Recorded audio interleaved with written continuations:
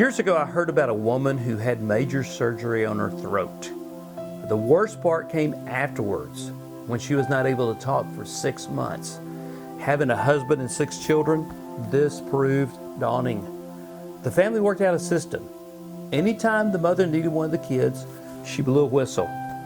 She also carried a little notepad throughout the house, which allowed her to quickly jot a note whenever she needed. After 6 months, she was a changed woman. She also noticed her kids behaved better than at any time since they had been born. Ultimately, she decided, I'm never going to holler again. She further testified, you would not believe how many of those notes I tore up and threw away after I read what I wanted to say. Life is well lived when anger is well managed.